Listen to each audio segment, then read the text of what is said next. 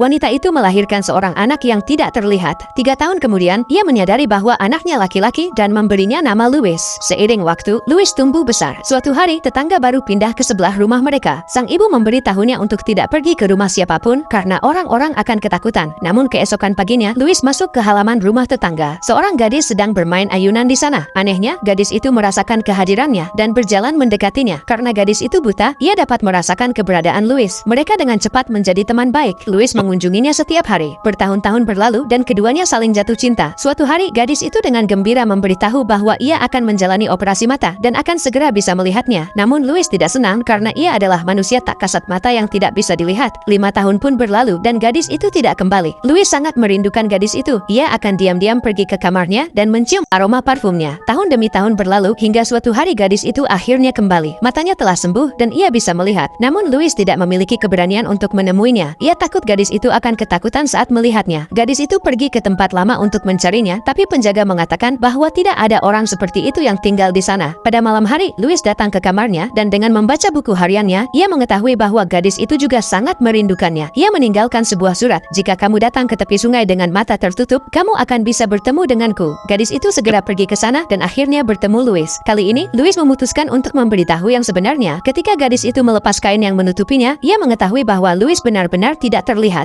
Awalnya ia mengira itu semacam sihir, namun ketika ia mengulurkan tangan dan menyentuhnya, Louis benar-benar nyata. Ia pingsan karena ketakutan. Keesokan paginya, gadis itu menemukan surat lain dari Louis yang mengatakan bahwa hubungan mereka mustahil dan ia sebaiknya pergi. Namun ketika hendak pergi, gadis itu tiba-tiba memejamkan mata dan mengingat kenangan lama. Ia memutuskan untuk tidak pergi. Ia berlari keluar dan dengan memejamkan mata, ia mencoba merasakan keberadaan Louis. Saat itu ia mendengar suara percikan air. Louis mencoba mengakhiri hidupnya dengan menenggelamkan diri di sungai. Gadis itu segera melompat ke sungai dan menyelamatkannya. Setelah itu mereka menikah dan memiliki anak mereka sendiri.